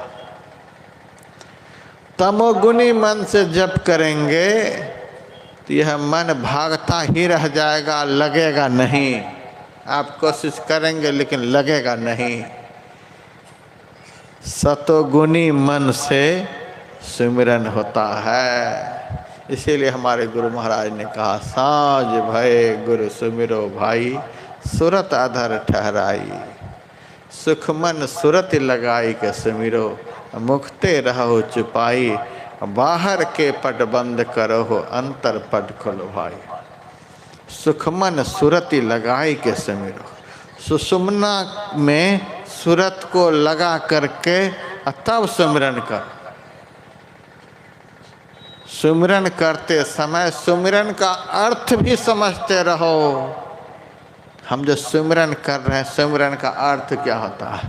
मंत्र का जो जप कर रहे हैं, मंत्र जप का अर्थ क्या होता है। जप का अर्थ होता है आवाहन करना, बुलाना।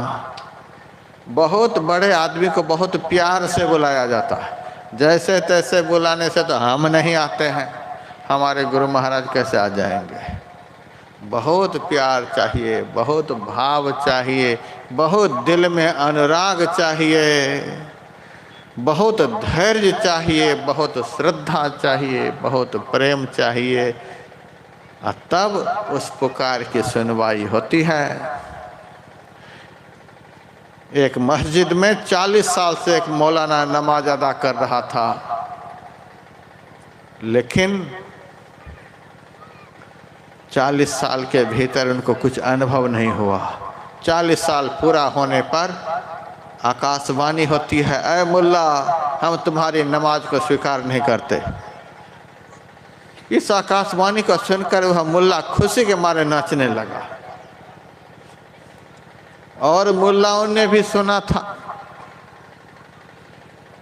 उसने देखा इसकी नमाज को खुदा स्वीकार नहीं कर रहे हैं तो भी खुशी के मारे नाच रहा है। सारे मुल्लाओं ने उस मुल्ला से कहा, अरे पागल, 40 साल से नमाज अदा करते करते धरती घिस गई और फिर भी तुम्हारी नमाज को खुदा स्वीकार नहीं कर रहे हैं। तुम्हें तो चुल्लू भर पानी में वजू करके मर जाना चाहिए और तू नाच रहा है। तब वह मुल्ला कहता है, खुशी इस बात की है, आज तक हमें विश्वास नहीं था कि हमारी नमाज खुदा तक पहुंच रही है, लेकिन आज की आकाशवाणी से हमें विश्वास हो गया कि हमारी नमाज खुदा तक पहुंच रही है।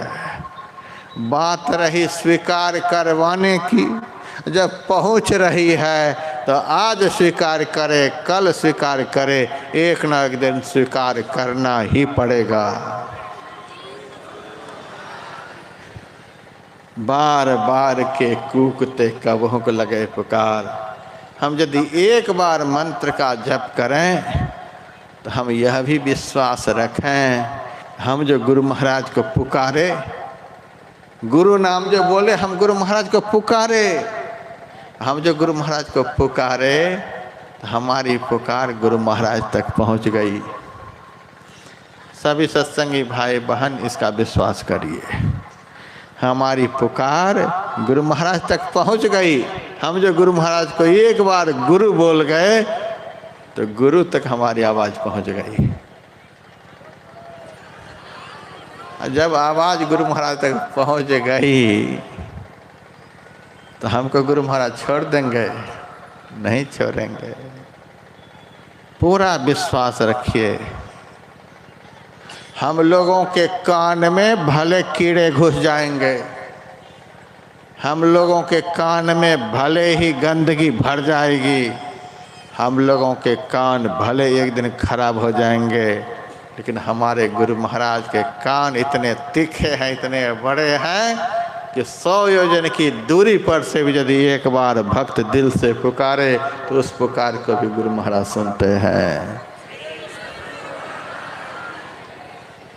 कल मैंने महर्षि में ही सहस्र नाम स्तोत्रम का वर्णन किया था। गुरु महाराज के 1200 नाम मैंने लिखा है। उन 1200 नामों में कल मैंने बतलाया था एक नाम रामायण सदा प्रिय। आज बता रहा हूँ दूसरा नाम। गुरु महाराज का दूसरा नाम मैंने रखा दीर्घ कर्ण, बहुत बड़े कान वाले। आप लोग कहेंगे यह कौन सा नाम रख दिया? कान तो गुरु महाराज का हम लोगों की तरह ही था, और आप कहते हो बहुत बड़ा कान वाले। तो बहुत बड़ा कान वाले का मतलब यह नहीं कि हाथी की तरह गुरु महाराज का कान था। दीर्घ कर्ण। आप किसी भी मोटर की दुकान पर जाइए, मोटर एक ही तरह की दिखलाई पड़ती है, लेकिन दाम अलग अलग होते हैं। बेचने वाले कहती है मोटर जो है इतने हॉर्स पावर का है, यह मोटर इतने हॉर्स पावर का है, यह मोटर इतने हॉर्स पावर का है। जो मोटर जितने अधिक हॉर्स पावर का होता है उसकी कीमत उतनी होती है। देखने में एक जैसी, लेकिन हॉर्स पावर के आधार पर उसकी कीमत उतनी होती है। तो कान की मशीन जो हम लोगों की है कम हॉर्स पावर की है, लेकिन संत सदगुरु के कान जो होते हैं अनंत हॉर्स पावर के हैं। सारी सृष्टि के भक्त एक साथ पुकारेंगे तो भी वे एक ही साथ सबकी पुकार को सुनेंगे। ऐसे कान वाले हैं, इतने हॉर्स पावर के कान गुरु महाराज के हैं। दीर्घ कर्ण विशालाक्ष, गुरु महाराज का एक नाम विशालाक्ष है, विशाल नेत्र वाले। आँख तो हम लोगों की तरह ही गुरु महाराज की, लेकिन बहुत अधिक हॉर्स पावर वाली आँख है। कि सृष्टि के किसी भी कोने में भक्त विपत्ति में पड़ा हुआ हो तो गुरु महाराज अपने हृदय से ही वे भक्त को देख लेते हैं। एक बार पूज्यपाद साहिब स्वामी जी महाराज अपने भक्त मंडली के साथ सत्संग करके आश्रम के लिए चले आ रहे थे। उत्तराखंड में कच्ची सड़क बनी हुई थी। ड्राइवर के हाथ से हैंडल अनबैलेंस हो गई, गाड़ी किनारे पर पहुंच गई। कच्ची भराई हुई थी सड़क की। अब वह गाड़ी नीचे की तरफ फिसलने लगी। सैकड़ों फुट गहरी खाई थी। यदि गाड़ी पलट जाती तो कोई नहीं बचते, सबकी हालत खराब हो जाती। जैसे गाड़ी खिसकने लगी तो सब तो हाय हाय करने लगे और पूज्यपाद साहिब स्वामी जी महाराज हे गुरु हे गुरु हे गुरु हे गुरु करने लगे। सब हाय हाय हाय हाय वाले के पास गुरु महाराज कैसे आएंगे। पूज्यपाद हे गुरु पुकारने लगे। ये यहाँ पुकार रहे हैं और गुरु महाराज कुप्पा घाट में उस समय शरीर में विद्यमान थे। अपने कमरे के पलंग पर लेटे हुए थे। गुरु महाराज के बगल में एक नीम की टेढ़ी लाठी तो जरूर होती थी। मेरे से किसी ने कहा गुरु महाराज लाठी क्यों रखते थे? एक तो शरीर की दुर्बलता के कारण लाठी के सहारे चलते थे, लेकिन हमने दूसरा अर्थ बता दिया। गुरु महाराज लाठी इसीलिए रखते थे, कुछ चेले बात से सुनने वाले होते हैं और कुछ लात से सुनने वाले होते हैं और कुछ लाठी से सुनने वाले होते हैं। जब गुरु महाराज चेले बनाए हैं, जो चेले जिस तरह से सुनने लायक होंगे उसको उसी तरह से गुरु महाराज संभाल लेंगे। इसीलिए लाठी रखते थे। वो टेढ़ी लाठी, सीधी लाठी भी नहीं। टेढ़ी लाठी तो पड़ जाए शरीर पर तो जख्म ही कर देगी। तो गुरु महाराज उस लाठी को उठाए और अपने कमरे की दीवार में सटा करके अपने आप बोलने लगे, अच्छा गिरो तो कैसे गिरते हो, गिरो तो कैसे गिरते हो। 2-3 बार बोले। अब वहाँ साथ में जो सेवक गण थे उनके मन में हो रहा था गुरु महाराज को आज क्या हो गया। लाठी को दीवार में सटा कर कहते गिरो तो कैसे गिरते हो, गिरो तो कैसे गिरते हो। कोई नहीं समझ पाए कि गुरु महाराज ये क्या लीला कर रहे हैं। थोड़ी देर के बाद लाठी रख करके गुरु महाराज शांत हो गए। पूज्यपाद साहिब स्वामी जी महाराज शाम तक आश्रम आए और वहाँ के सारे भक्तों को रास्ते की घटना सुनाने लगे। तो वहाँ के भक्तों ने जो गुरु महाराज के मुँह से इस शब्द को सुने थे, गिरो तो कैसे गिरते हो, पूछा तो महाराज जी आप बताइए कि आपकी गाड़ी किस समय लुढ़क रही थी। तो पूज्य बाबा बोले इतने बजे वह गाड़ी लुढ़क रही थी। तब उन्होंने कहा हे भगवान, अब हमको गुरु महाराज की बात समझ में आई। आप इतने बजे वहाँ पर खतरे में पड़े हुए थे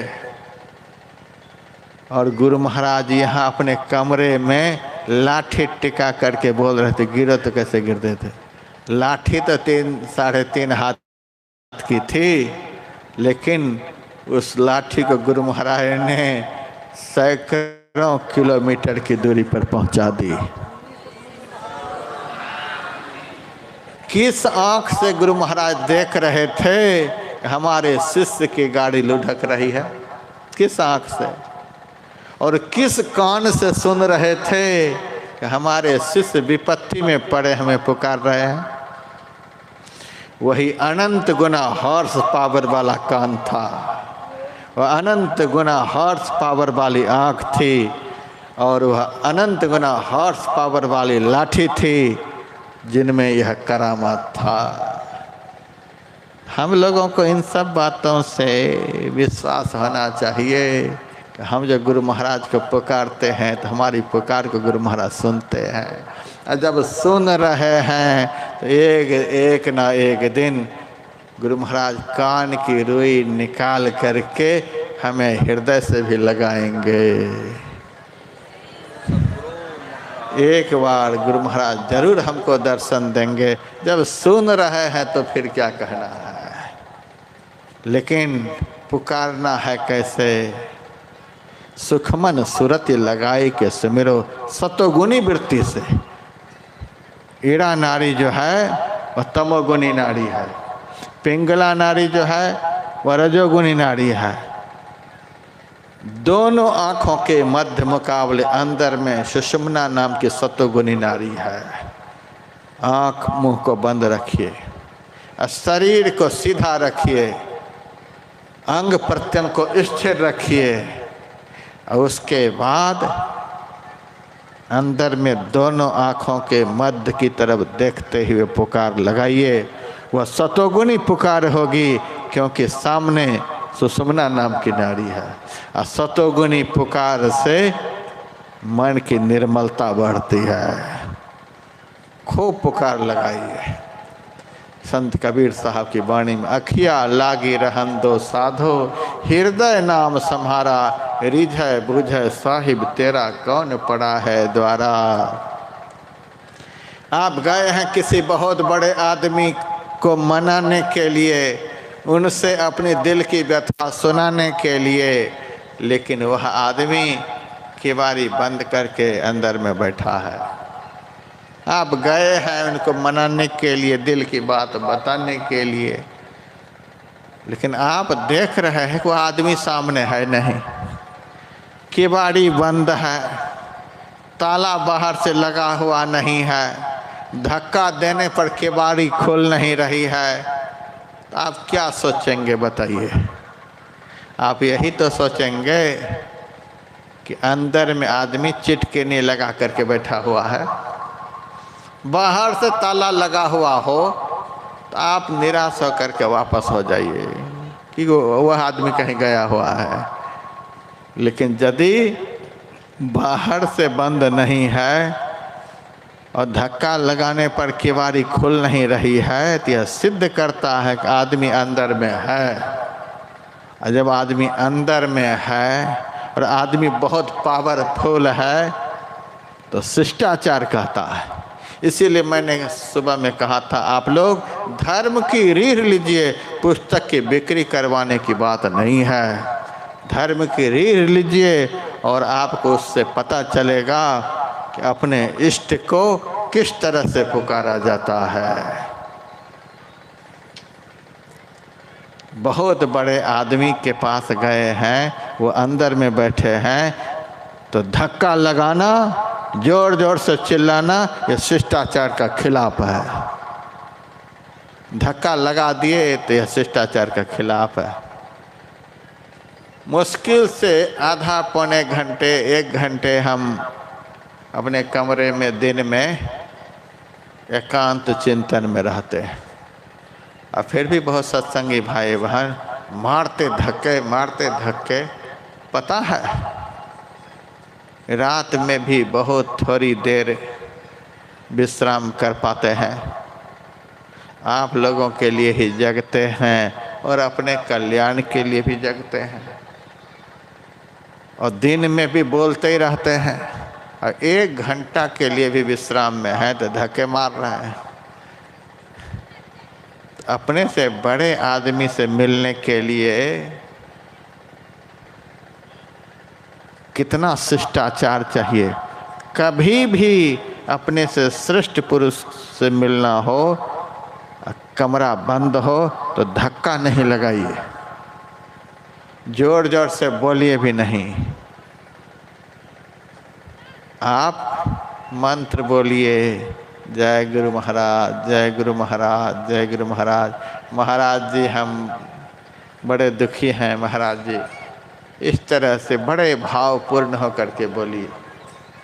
यह बड़े आदमी को खुश करके किवाड़ी खुलवाने का ढंग है। जोर जोर से चिल्लाइए जैसे तैसे, तब ये आदमी सोचें कैसा बदतमीज है, किस तरह से कर रहा है।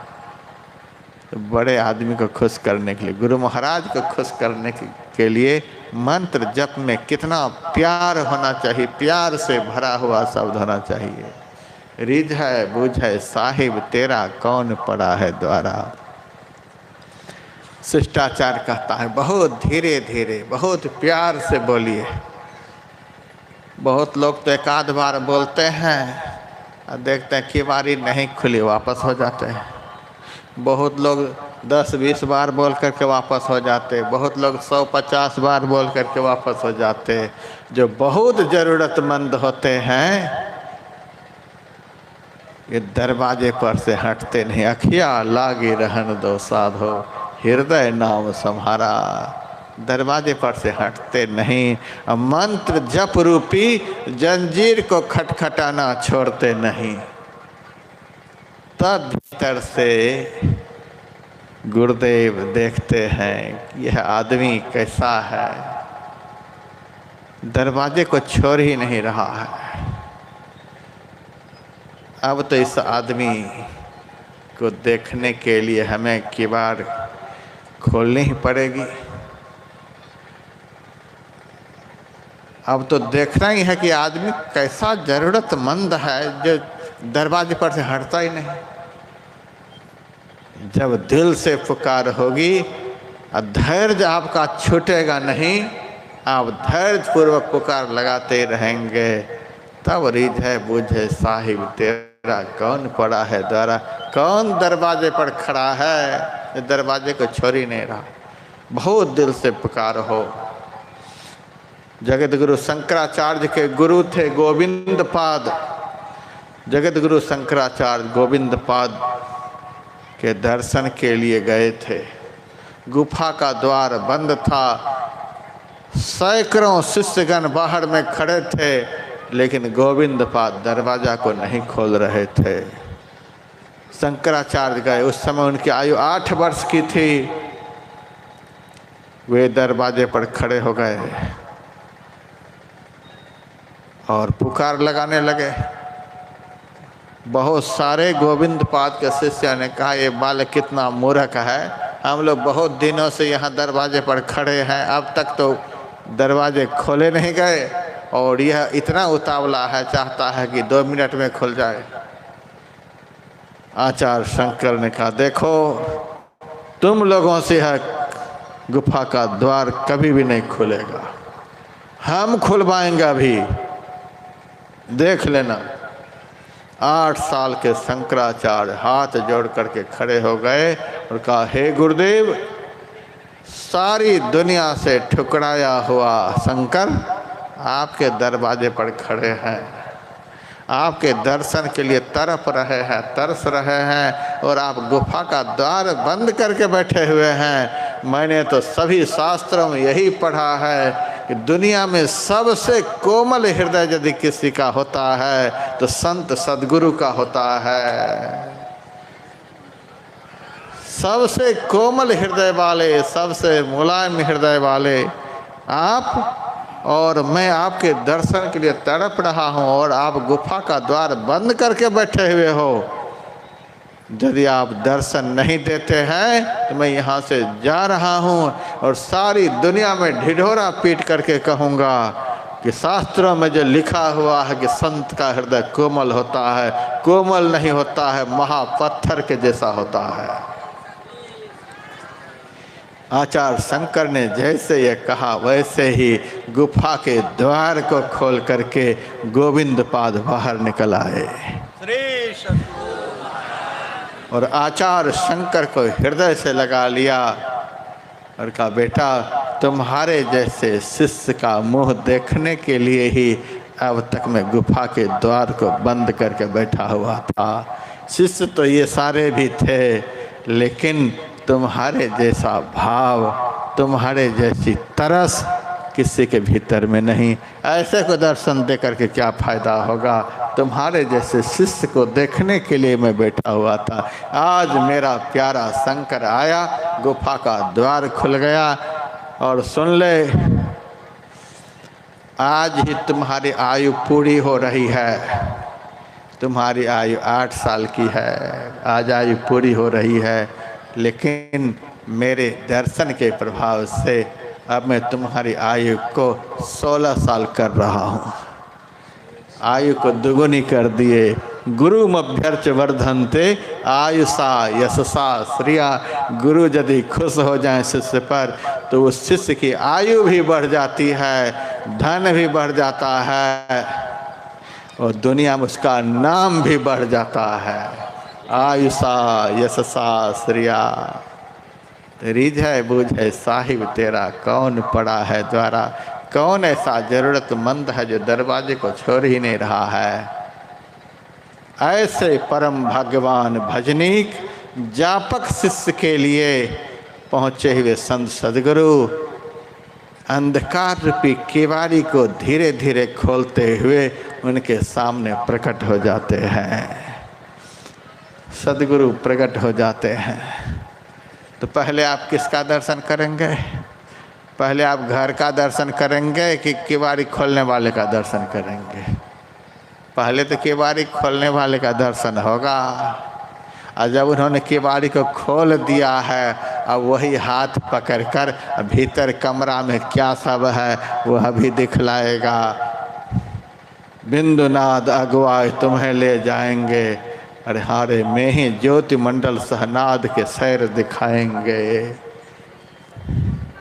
मेरे से किसी सज्जन ने कहा, महाराज इस प्रकार से जप करते करते यदि गुरु सामने प्रकट हो जाएंगे तो क्या हो जाएगा?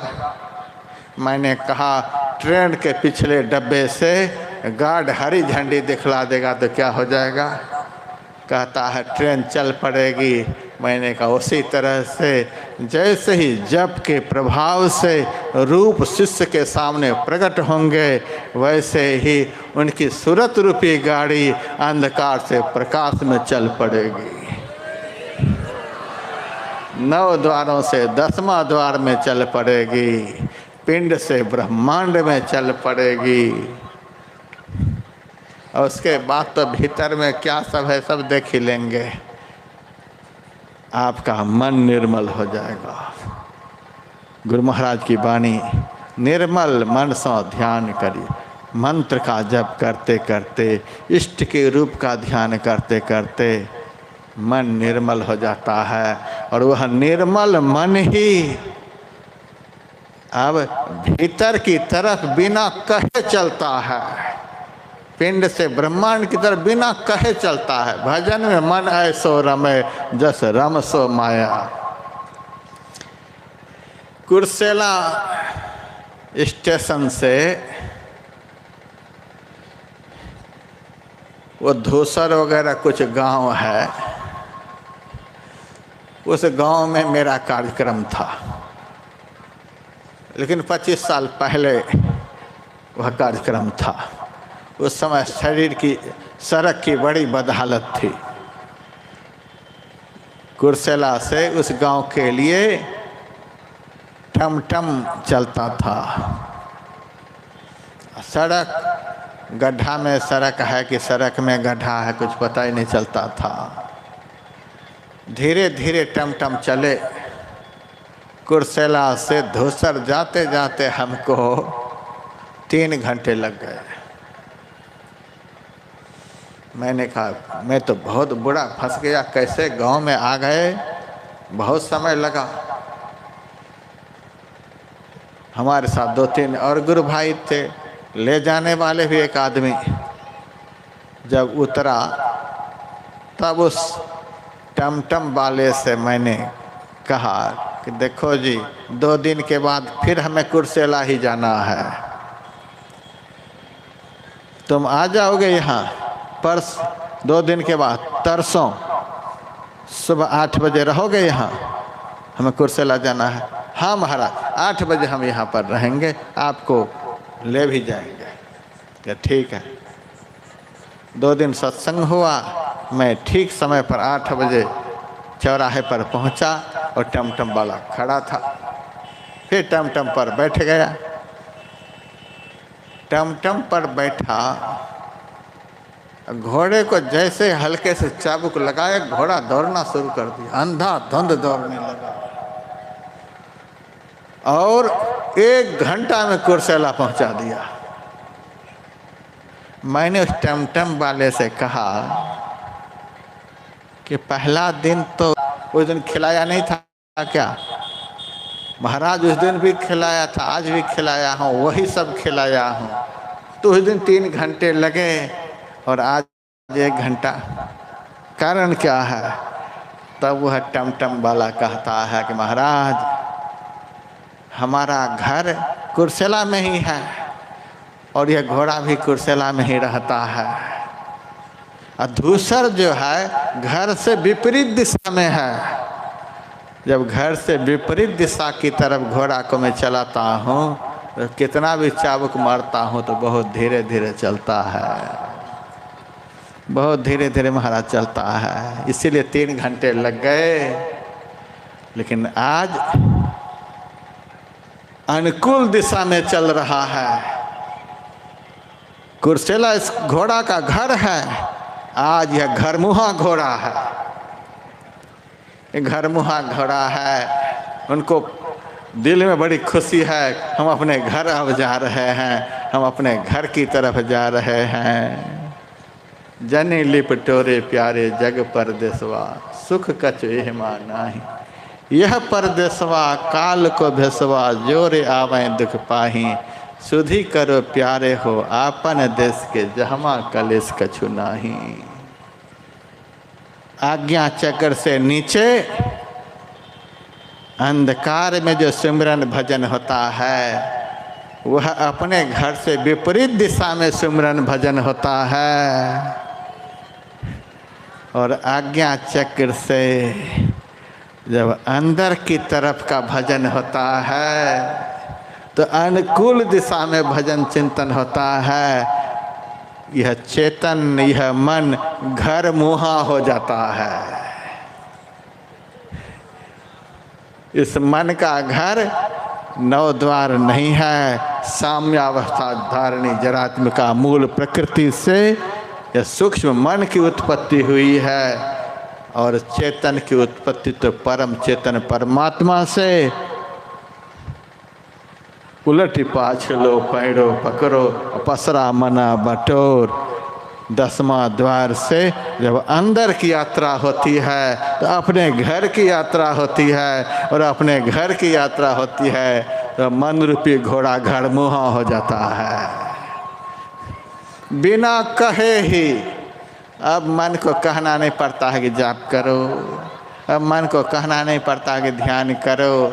अब तो भजन में मन ऐसो रमे जस रम सो माया, यह तो स्वाभाविक रूप से दौड़ने लग जाता है। जो मन संसार के विषय रूपी विष को पीने के लिए तीव्र गति से दौड़ता था, जब उस मन को परमात्मा भक्ति रूपी निर्मल अमृत पीने को मिलेगा तो उस अमृत को पीने के लिए नहीं दौड़ेगा, बहुत तीव्र गति से दौड़ेगा।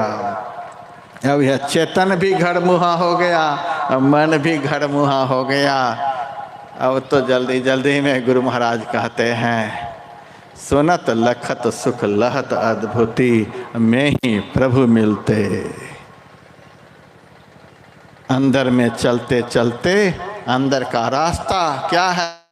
ज्योतिनाद का मार्ग बना है, धरा जाए तिल से, लोधर जत्न करो दिल से। अंदर का रास्ता बहुत दूर तक प्रकाशमय है और बहुत दूर तक अंतिम तक शब्दमय है। परमात्मा प्रकाश का दर्शन करता हुआ, परमात्मा ध्वनि को सुनता हुआ चलते चलते कारण मंडल तक मन भी चेतन के साथ चलता है और अपने उद्गम में मन विलीन हो जाता है। अब तो प्राण पुरुष आगे चले सोए करत बखाना हो। अब तो स्वतंत्र रूप से यह चेतन परम चेतन से मिलने के लिए सार शब्द का सहारा लेकर के तीव्र गति से चलता है। और गुरु महाराज लिखते हैं, सार शब्द ध्वनि संग सुरत हो अकह में लीनी, अध्वनि अशब्द अनाम परम पद गति की भीनी, द्वंद्व द्वैत सौ रहित सु प्रभु पद पाई के, रिहारे में ही सुरत न लौटे बहुरिन जन्म आई के, निर्मल मन जन सो मही पावा। इस प्रकार से भजन के द्वारा जो अपने मन को निर्मल बना लेता है तो भगवान राम कहते हैं वह मुझे प्राप्त कर लेता है। और गुरु महाराज भी कहते हैं इस प्रकार से भजन करने वाला मेरे शाश्वत स्वरूप को प्राप्त कर लेता है। अलख अगम सत अनिह अनाम अकथ, गुरु मूल स्वरूपा में ही अनुपा, भज मिली हो भव पार रे। यह जीव संसार सागर से निस्तार पा जाता है। यही सब सुनाने के लिए, यही सब बतलाने के लिए यह 3 दिनों का कार्यक्रम रखा गया था। मैं बड़े आदरणीय, बड़े प्रिय गुरु भाई निरंजन बाबा के लिए बहुत बहुत शुभकामना मंगल कामना करता हूँ। साधु का जो धर्म है उस धर्म का निर्वहन कर रहे हैं। जैसे ब्राह्मण के लिए 6 कर्म वेद में बताया गया है, दान देना, दान लेना, वेद पढ़ना, वेद पढ़ाना, यज्ञ करना, यज्ञ कराना। उसी तरह से साधु के लिए भी 6 धर्म हैं। साधु यदि दान ले तो समाज से दान लेकर समाज में ही दान देकर के इस प्रकार का यज्ञ करके उस लिए हुए दान का सदुपयोग कर ले। साधु यदि सत्संग करने के लिए कहीं जाए तो कभी कभी स्वयं भी अपने आश्रम में सत्संग का आयोजन रख करके महायज्ञ का फल प्राप्त करे। साधु यदि प्रवचन सुनाने के लिए कहीं जाए तो कभी कभी बाहर से भी साधु महात्माओं को बुला करके खुद बैठ करके सुने। ये साधु का धर्म है। साधु का जो धर्म होना चाहिए, हमारे निरंजन बाबा ने बड़ा पक्षपात रहित होकर के इस धर्म का निर्वहन किया है। इस आश्रम का नाम हृदय धाम रखा है। हृदय जो है इस शरीर का सेंटर पैलेस होता है, न नीचे न ऊपर, बीच का। उसी तरह से इसके दिल में किसी भी साधु के प्रति कोई भी पक्षपात नहीं। कभी कोई बाबा को बुलाते, कभी कोई बाबा को बुलाते, कोई पक्षपात रहे। यहाँ न पक्षपात कछु राखों, वेद पुराण संत मत भाखों। इनके बुलाने पर मैं आया और यहाँ आकर के हमें बड़ा आनंद हुआ। पहले जिला वार्षिक नहीं नाम था, अखिल भारतीय नाम नहीं था, बिहार प्रांतीय नाम नहीं था। पहले जो सत्संग होता था उस सत्संग का नाम साधु मेला, साधु मेला। यहाँ पर देखिए कितने साधु का मेलन जुलन हुआ। बहुत दिन हो गए थे। पटना में वीरेंद्र बाबा रहते थे, कुपा घाट में ही इनको देखते थे। जब यहाँ आए तो निरंजन बाबा ने बताया कि वहाँ से वीरेंद्र बाबा गए। मुझे बड़ी खुशी हुई, मिलन जुलन हुआ। बहुत दिन हो गए। पूज्यपाद किंकर बाबा के साथ में मैं गोपाल बाबा को देखता था। बहुत दिन हो गए, मिलन जुलन नहीं हुआ था। आज इनसे मिलकर के बड़ा आनंद हुआ। साधु साधु का मिलन हुआ, बड़ी खुशी की बात है। साधु साधु को देख करके गुलाब की तरह खिल जाए तो समाज में साधुता का संचार हो जाएगा। साधु साधु एक दूसरे को देख करके जल करके राख हो जाए तो समाज का ज्ञान भी राख हो जाएगा।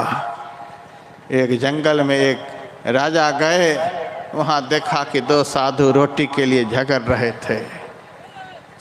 राजा के मन में है, यह क्या हो गया, आपस में क्यों ऐसे कर रहे हैं। नज़दीक चले गए, दोनों साधु से कहा कि महाराज जी आज मैंने बहुत विचित्र घटना देखी। का क्या? 2 मुर्दा को लड़ते हुए देखा। साधु बड़ा चालाक था, वे समझ गए हम जो आपस में लड़ रहे थे इसीलिए ये राजा ताना मार रहा है, क्योंकि सच्चा साधु तो मुर्दा की तरह होता है। न जानाति सशीतोष्णं न दुखं न सुखं तथा न मानं न मानं च संत्यक्त्वात् समाधिना। मान अपमान निंदा स्तुति मान बड़ाई सबसे ऊपर होते हैं साधु, मुर्दा की तरह होते हैं। ये साधु आपस में लड़ रहे थे। साधु बड़ा चालाक था, कहा आप गलत देखे हैं, मुर्दा नहीं लड़ रहा था। तो राजा ने कहा हाँ हमने देखा है, तुम कहते हो गलत। कि हाँ, और मुर्दा नहीं लड़ रहा था, कुछ जिंदा जरूर होगा। आपस में साधु साधु लड़े तो इसका मतलब उसके भीतर में कोई न कोई विकार जिंदा है, तो साधु बनने पर भी लड़ने से मजबूर कर रखा है। सच्चा साधु जो होता है, आज देखिए गोपाल बाबा जब मेरे सामने आए तो मुझे गले से लगा लिया, मेरा हृदय द्रवीभूत हो गया। ऐसा ही होना चाहिए। साधु साधु इतने बड़े पिता की हम लोग संतान हैं, गुरु महाराज हम लोगों के पिता हैं, पिता के भी पिता हैं, जन्म जन्म के पिता हैं। ऐसे पिता के हम सब के सब पुत्र हैं, सब आपस में भाई बहन हैं। ऐसे पिता की संतान होकर के भी यदि हम लोग गले से गले नहीं मिलें तो ऐसे पिता की संतान कहलाने में भी हमको धिक्कार है। बड़ा आनंद आया। मंच पर विराजमान समस्त साधु महात्माओं के लिए बहुत बहुत साधुवाद हम करते हैं। निरंजन बाबा के लिए बहुत बहुत साधुवाद शुभकामना करते हैं। साधु का जो धर्म है उसका निर्वहन आप इसी तरह से करते रहें। मंच पर विशिष्ट अतिथिगण जो बैठे हुए हैं इनके लिए भी बहुत बहुत शुभकामना। यही काम है समाज को विशिष्ट बनाने वाला जो आप लोग मंच पर बैठ कर के कर रहे हैं। हमारे गायक जी तो कमाल के यहाँ हमको मिले। स्तुति से पहले भी गाना शुरू कर देते हैं। रात में स्तुति से पहले ही गुरु के शरण गहो, धन धन गुरु कहो। इनको तो होश ही नहीं रहता है कि आगे पीछे क्या होना है, इतना भजन से इनको प्रेम है। इस गायक जी के लिए भी बहुत बहुत शुभकामना। पंडाल में बैठे हुए सभी सत्संगी भाई बहनों के लिए बहुत बहुत शुभकामना। हे गुरु महाराज, आपकी कृपा रूपी नाव पर हमारे सभी सत्संगी भाई बहन बैठे हुए हैं, इन सबको पार लगा देना गुरु महाराज। सबके लिए बहुत बहुत शुभकामना करते हैं। बहुत सत्संगी भाई यूट्यूब चैनल के माध्यम से अमेरिका तक के लोग इस कार्यक्रम को देख रहे हैं, ऑस्ट्रेलिया के लोग, जापान के लोग, गुरु महाराज के भक्त मेरे माध्यम से विश्व भर में जुड़े हुए हैं। आज समस्त विश्व के लोग यहाँ के कार्यक्रम को देख रहे हैं। जो यहाँ नहीं भी हैं वो देख रहे हैं, उनके लिए बहुत बहुत शुभकामना करते हैं। और हम कामना करते हैं कि कभी कभी निरंजन बाबा बुलाए तो यहाँ आकर के भी आयोजन को देख लेना। सबनम से क्या फूल खिले जब तक की बरसात ना हो, मोबाइल पर देखने से क्या होगा जब तक की मुलाकात ना हो। तो कभी कभी वहाँ से भी देख लेना, कभी कभी यहाँ आकर के भी देख लेना। सबके लिए शुभकामना। उसके बाद माइक ऑपरेटर के लिए बहुत बहुत शुभकामना। यहाँ की माइक व्यवस्था बहुत बढ़िया है। एक बार में नहीं कहना पड़ा, नहीं तो सब गुड़ गोबर कर देते हैं माइक वाले। यहाँ के आयोजक ने माइक की बड़ी अच्छी व्यवस्था है। इस माइक ऑपरेटर के लिए, माइक वाले के लिए बहुत बहुत शुभकामना। बिजली के लिए बहुत बढ़िया व्यवस्था है। बहुत पंडाल में मैं देखता हूँ इतनी कंजूसी। अब तो हमें बिहार में सत्संग करने का अच्छा नहीं आता। कितना चंदा करो, कितना बचा लो, कितने में निबट जाओ, यही प्री प्लान होता है आयोजक का। लेकिन हमारे यहाँ के आयोजक ने किसी भी व्यवस्था में कोई कमी नहीं छोड़ी है। यहाँ के समस्त व्यवस्थापकों के लिए, आयोजक मंडलों के लिए बहुत बहुत शुभकामना करते हैं। बिजली की व्यवस्था करने के लिए शुभकामना करते हैं। पंडाल बनाने वालों के लिए शुभकामना करते हैं। सबके लिए शुभकामना करूं। भोजन बनाने वालों के लिए शुभकामना नहीं करूं। इतनी जोर जोर से जयकारा देते, यदि भोजन नहीं बनाए होते आपकी आवाज मुझे नहीं निकलती। भोजन बनाने वालों के लिए देखना, पैसे तो सब लेंगे, लेकिन अच्छा काम करके यदि कोई पैसे कमाते हैं साधु उनको धन्यवाद देते हैं। इसीलिए सबको धन्यवाद। किसी भी तरह से इस महायज्ञ में जिन्होंने अपना तन लगाया, अपना मन लगाया, अपना धन लगाया, सब धन्यवाद के पात्र हैं। सबके लिए शुभकामना, मंगल कामना। अब तो खड़ा बाजार में लिए लुकाठी हाथ, जो घर जा रहे अपनो चले परिहारी साथ। अब अभी ही परिहारी जाना है 3 दिन तक। हमारे बड़े भाई हैं पूज्यपाद सच्चिकांत बाबा, बड़े भाई, और हमको बहुत छोटे भाई की तरह प्यार देते हैं। बहुत प्यार से उन्होंने हमको बुलाया है। हम वहाँ तुरंत चलेंगे। बारंबार उनका भी फोन आ रहा है, जल्दी चलो जल्दी चलो। वहाँ पूज्यपाद विष्णुकांत बाबा का जन्म स्थल है, तपस्थल है, साधना स्थल है। उस जगह का हमें दर्शन भी करना है। गुरु महाराज भी उस गांव में गए हैं, और तीर्थ रूप गांव है, हमें वहां जाना है। और 27-28 को धरहरा में रहना है। 1 मार्च को श्रीनगर में रहना है। बड़ाई सुन करके बिजली वाले कहीं ज़्यादा तो नहीं आ गए? चलो कोई बात नहीं। 2-3 मार्च को भवानीपुर राजधाम में रहना है। 13 दिनों तक बिहार में रहना है। उसके बाद झारखंड होते हुए जम्मू कश्मीर चला जाना है। हमारा तो चलता ही रहता है। बहुत बहुत शुभकामना, मंगल कामना। अब हमारे संचालक महोदय जल्दी जल्दी से आरती करवा दें तो हम समय से परिहारी पहुंच सकें। जय गुरु महाराज।